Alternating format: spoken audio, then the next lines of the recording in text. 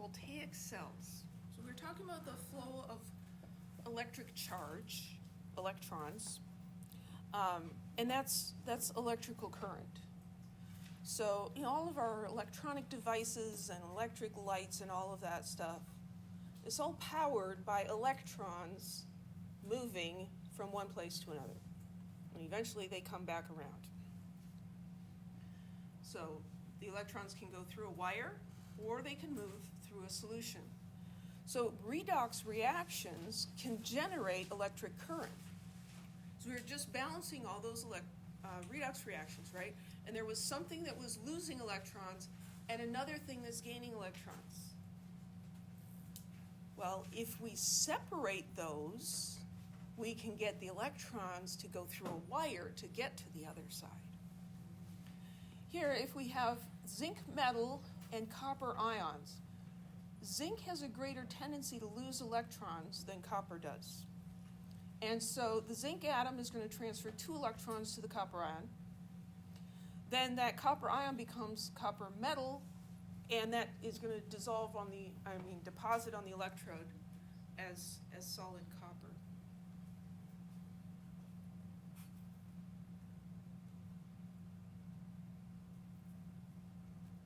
Pushing the button. There, okay. So here's a picture.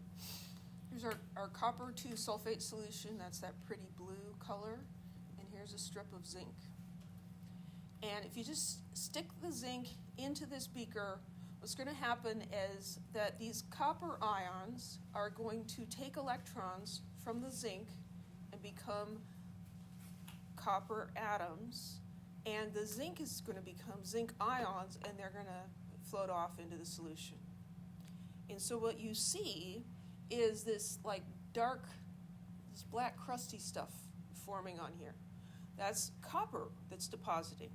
It's not pretty like a penny because it's not going on there in a very nice way. It's just sort of haphazard. But that's copper that's being dissolved. And you can see the color of the solution is lighter here. It's not as blue. If you leave this, eventually the solution would be colorless. All the copper would deposit onto the zinc.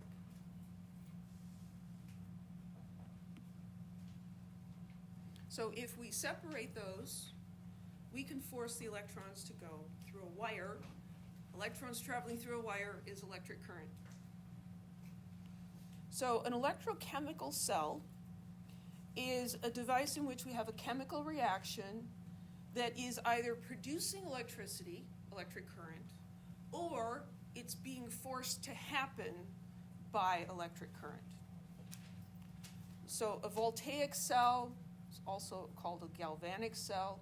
This is where electrical current is produced from a spontaneous chemical reaction. Right?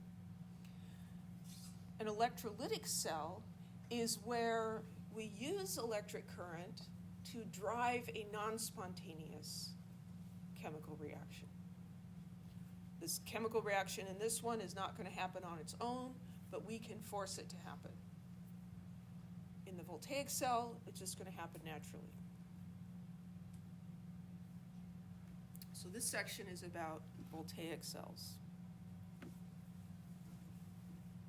So here's an illustration of a simple voltaic cell. So we've got 2 beakers here. And in each beaker, there's a strip of metal. So here's zinc metal, and this one has copper metal. Those are called the electrodes. Each of these beakers is a half cell. And there's a half reaction that happens in the half cell. Over here in this one, we've got 2 electrons being lost by the zinc to form zinc ions. So here's the oxidation. That's the half reaction. In the other half cell, we have a reduction half reaction, where copper ions are taking 2 electrons and becoming copper atoms. Okay? This is going to happen because zinc has a greater tendency to ionize. So the equilibrium for this combined equation lies far to the right, and so the zinc electrode is going to be negative relative to the copper electrode. So this is going to be negative, and so that's called the anode. Pointer is, I don't know what my pointer's doing, there it is. And so the electrons are negative, and so they're going to run away from this, right? They're repelled by that.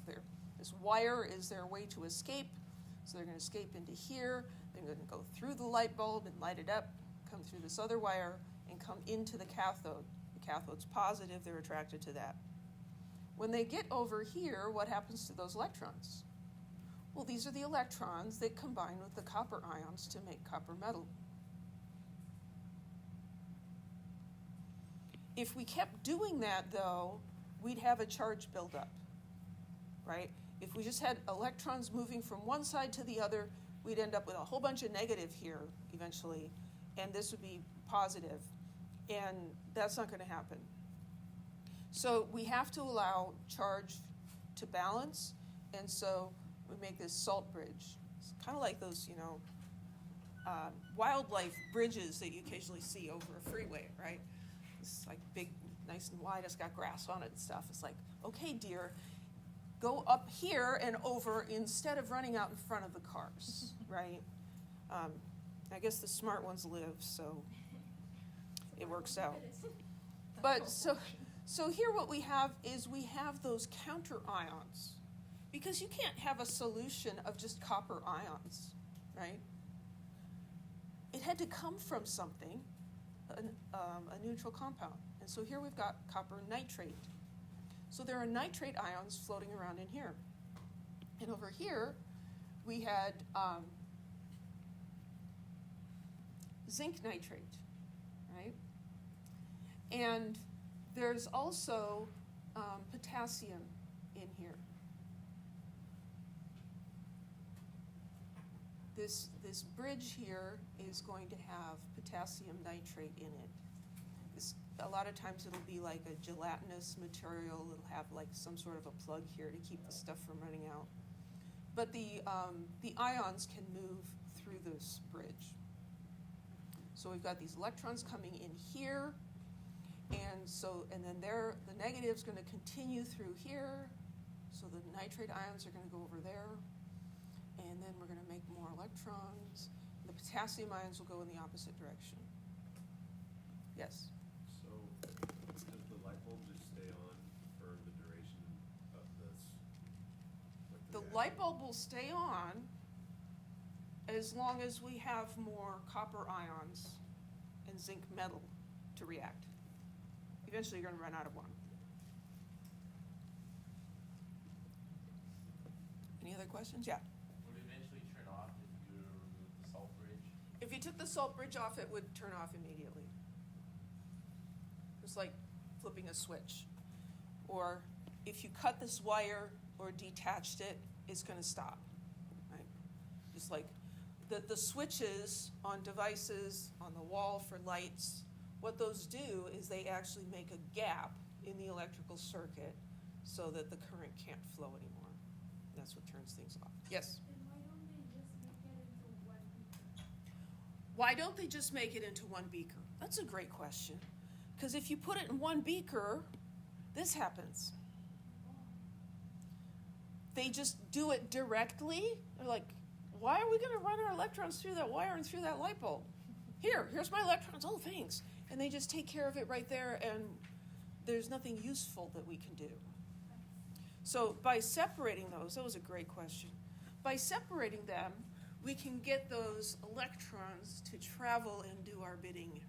So it's just the electrons moving through the wire? It's just the electrons moving through the wire. Yep. Electron minions. So we get the electrons moving from the zinc electrode to the copper electrode. That zinc 2+ equilibrium is going to shift to the right. And this one's going to shift to the left.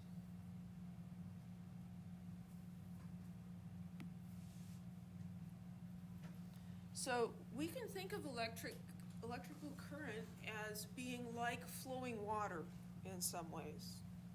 I don't know if you guys have been out and looked at a river recently. I live on the Kings River, and so, yeah, we're watching that pretty close because it's really high. So you think about that water flowing. There's a lot of power in that. Flowing water can do a lot of damage, can break a lot of things. So we can talk about the rate that water's moving. Like, maybe you threw a log into the river. How fast does the log move downstream? Well, we can also look at the rate of electrons flowing. So an ampere, often called an amp, it's not an amplifier for your electric guitar. It's abbreviated with a capital A, not to be confused with the angstrom that has a little dot, a little circle on the top. That's a unit of electrical current. And a coulomb, capital C, is a unit of electrical charge. So 1 amp is equivalent to 1 coulomb per second. Because 1 coulomb is 6.242 times 10 to the 18 electrons. And so an amp is a heck of a lot of electrons moving per second. So this isn't really talking about the speed of the electrons, right? And we don't usually talk about the speed of a river because that depends on how wide the river is and stuff. We talk about cubic feet per second, a volume of water passing a given point, right? So here what we're doing is we're talking about the number of electrons per second that are passing.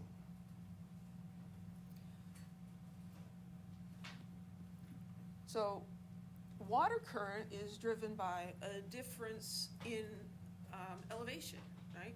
Water's going to flow from the top of the hill down the hill, right? It starts up in the mountains and it's going to go downhill, eventually getting to the ocean in theory, right? So water current is driven by difference in elevation. That's gravitational potential energy, right? Electrical current is also driven by potential difference. That potential difference is a measure of the difference in potential energy. Potential energy measured in joules per unit of charge. And so that becomes another unit, the volt. Volt, capital V, measures potential difference. Volt is 1 joule per coulomb.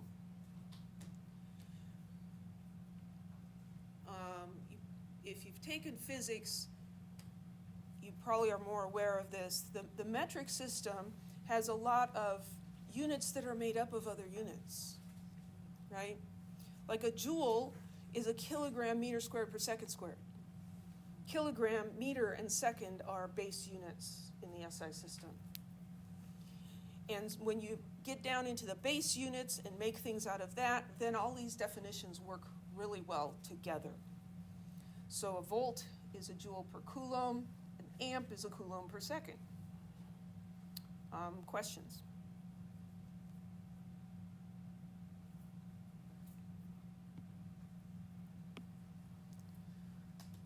So if we have a large potential difference, then we have a big difference in charge between the two electrodes, and there's a strong tendency for the electrons to flow.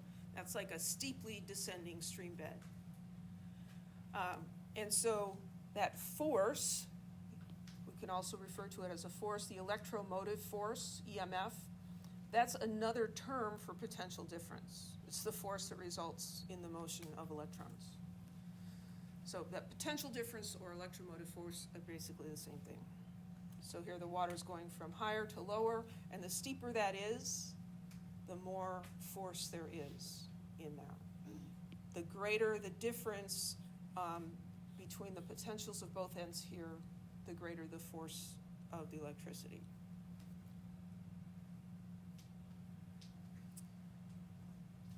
So the cell potential, capital E, cell, or cell EMF, and we're not really going to use that term very much, The cell potential is the difference in potential between the two electrodes in that voltaic cell. And that's going to depend on the relative tendencies of reactants to undergo oxidation and reduction. We get high positive cell potential if we have a substance with a high tendency towards oxidation paired with a substance with a high tendency towards reduction. It's like, okay, well, this metal is, it's like, take the electrons. And the other one's like really, really greedy for the electrons, and they're like, this is going to go like gangbusters, right? The bigger the difference there, the larger the cell potential. That cell potential also depends on concentrations, and it depends on temperature. And so we have something called the standard cell potential. So that's E cell with that degree symbol there, means standard.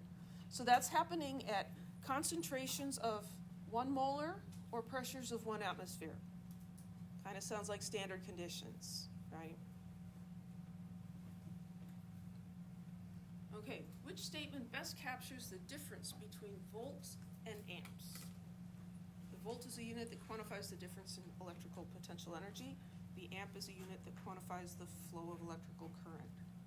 Or the opposite, the amp quantifies difference in electrical potential, the volt quantifies the flow of electric current, or those are just two different units to measure the same thing. It's A. Yay, it's A.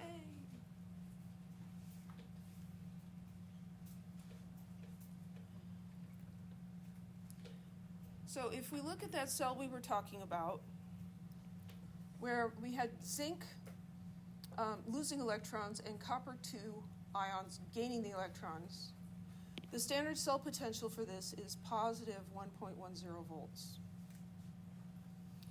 If instead of the zinc, if we put nickel in there, now the standard cell potential is lower. It's 0.62 volts because nickel has a lower tendency to be oxidized. If we get a negative cell potential, that means that the forward reaction is not going to be spontaneous.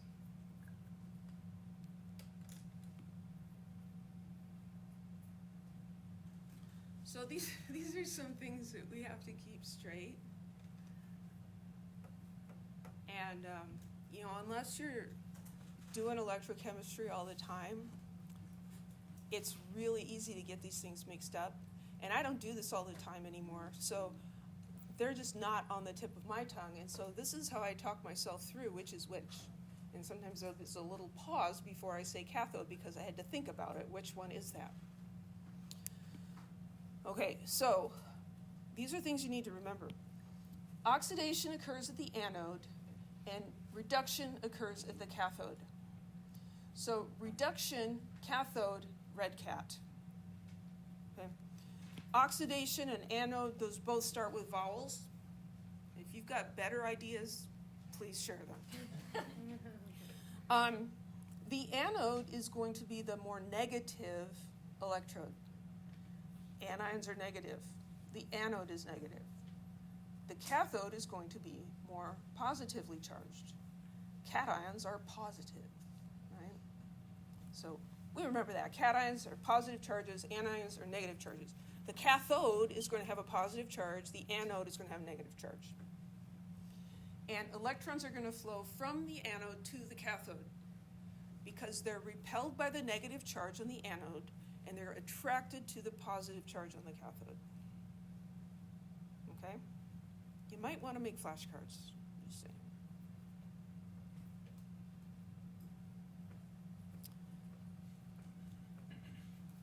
Okay.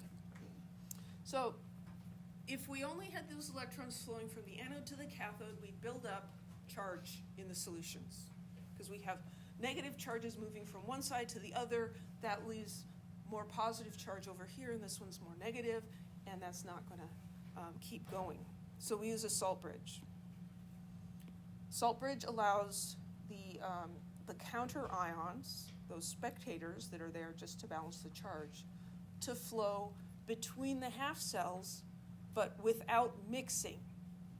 Because if we just put them in one beaker, like I said before, they're just going to do the transfer directly. They're not going to bother running through a wire for us. So this allows us to still keep the electrons running through a wire and let the counter ions run through the salt bridge. So a lot of times it's an inverted U-shaped tube. We used to call those U-tubes, but that's something else now. It's got a strong electrolyte in it, so it will conduct. The negative ions flow to neutralize the accumulation of positive charge at the anode. So the electrons were leaving the anode because it's negative, right? Well, something negative has to come in and take their place. So the anions are going to come in and take their place. The electrons are running towards the cathode because it has a positive charge, right?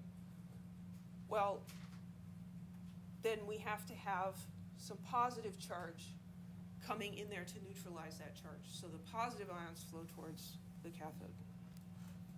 It's not confusing at all.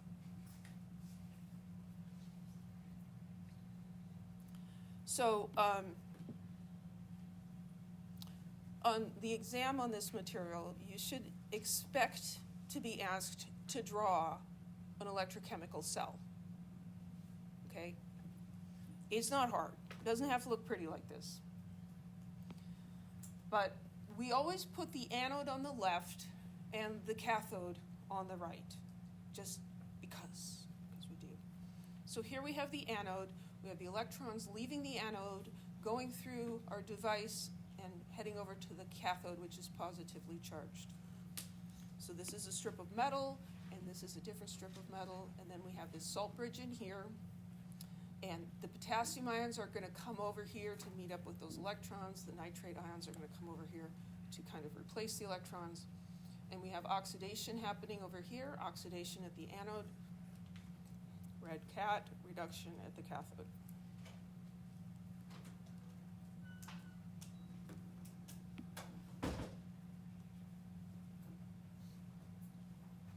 In a voltaic cell, in which direction do the electrons flow?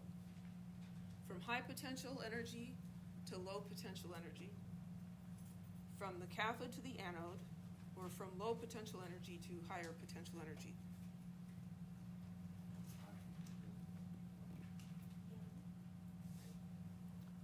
Yeah, it's A. There's a big space on the right, and I'm thinking I put something there. Did I put something there? No, I didn't. I don't know why. There's a picture on. Is there a picture? Maybe I just haven't gotten to the picture. There it is. Yeah. It's like, I don't usually do things like that for no reason. Oh, I wanted to look at it. Come on. There we go. So, again, it's like water. Water flows from high potential energy, something that's high above sea level, to lower potential energy. So here we have two beakers that are, have a tube connecting them at the bottom here. So here we have high potential energy, more water or whatever on this side, and it's low on that side. And just from our life experience, we can tell what's going to happen, right? The water's going to move from this side to that side until what happens? Until they get to the same level, right? And electrical current will flow until that potential difference becomes zero. Any questions?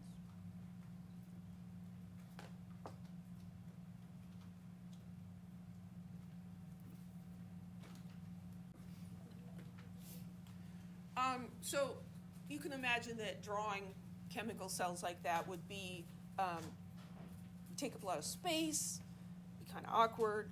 So we have a notation, line notation it's called, kind of a shorthand for representing the cell. So we've got the anode on the left side, and there's a line separating the zinc electrode from the zinc ion, because these are in different states. This is a solid, and this is dissolved aqueous. Then we've got the double line in the middle, that represents the salt bridge. And then over here, we have copper ions and copper metal, again, separated with a line because one of them's in the solid state and one's in a liquid or aqueous phase. Okay?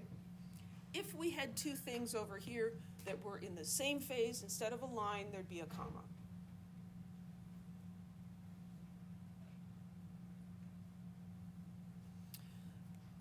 The example we've looked at so far, the metals of the electrodes are actually participating in the oxidation and reduction. Sometimes what's being oxidized and reduced is something that's in aqueous solution, and so there's nothing solid to like attach a little alligator clip to, right? So then what happens is we use an inert electrode, an electrode that is not going to react, it's just there to allow the electrons to get into the solution. Platinum is used a lot because it just doesn't react very much.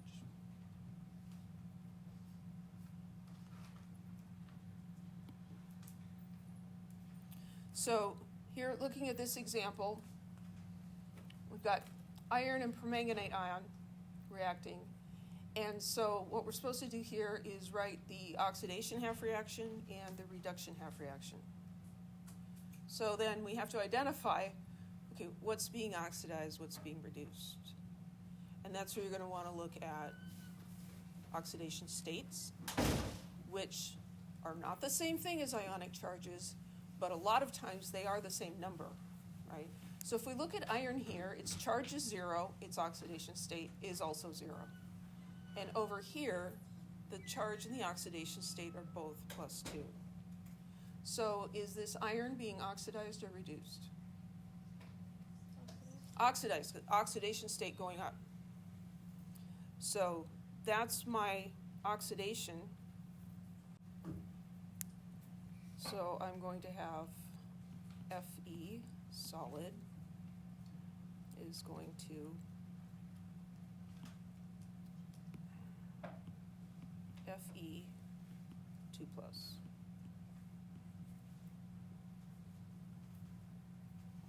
The reason that there's a 5 here is just because of what the reduction is. Think back to how we would balance this equation. Get the two half reactions balanced, and then you make the charges, the electrons equal, and you add them together, right? So this one obviously got multiplied by 5. But when we just write a half reaction, we're not necessarily going to do that. So oxidation is loss of electrons, right? Oil rig, oxidation is loss of electrons. So in this one, the iron is losing 2 electrons. And that makes the charges come out nice. Reduction is going to be the other one. So that's, yeah, a little snicker there. It should be obvious, but sometimes we just need to point out the obvious.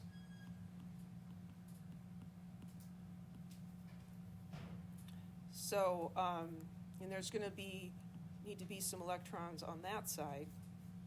And we're going to go to Mn2+. And there's going to be some. So there's different ways that we can, simplify this. If I look at these guys, this is a 2 and that's a 6 coefficient, 2 and 8. Those are all divisible by 2, right? So I could divide all those coefficients by 2, and then I'm going to have 8 hydrogen ions, and I'm going to have 4 water molecules. And then how many electrons do I need?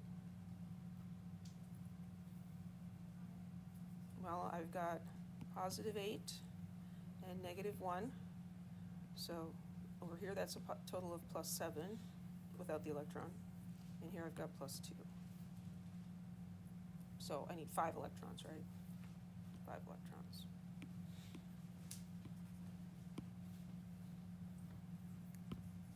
So those half reactions that we wrote to balance the redox reaction are the half reactions that are occurring in the half cells of the electrochemical cell. And so the line notation for this would be Fe, the solid line, Fe2+, because these are 2 different states, right? So the iron is going to Fe2+. Here we have the salt bridge separating the two half cells. Over here, we have permanganate and hydrogen ion and manganese ion. So there's the permanganate, the hydrogen ions, and the manganese ions. Why don't we list the water in there? Because water's always there, right? Everything's aqueous here. Water's always there, so we're not going to put that. These are separated with commas because they are all aqueous. And then we have the line, and this is platinum. Where did the platinum come from? There has to be a solid over there to be the electrode. So platinum is often used. There are other metals that are sometimes used as well. So it's just over there, but it's not participating in this? It's not being oxidized or reduced. It's just, kind of like stairs for the electrons to get down into the water, basically. I mean, if you didn't have an electrode over there and you just stuck the alligator clip into the water, the alligator clip would act as the electrode. Yeah. But if that was, something like iron or, aluminum or something that wasn't very inert, then you might have some other reactions happening too. Okay. Yeah. So this is an illustration of that cell. Our anode with the iron. We have Fe2+ in here. We've got the salt bridge. Potassium nitrate is very common because potassium nitrate is very soluble, and potassium's not going to precipitate with anything, and nitrate's not going to precipitate with anything. And then over here we've got the hydrogen ions, the permanganate ions, and the manganese ions all swimming around here together. And the cathode's going to be platinum because we need a way for the electrons to get down in here.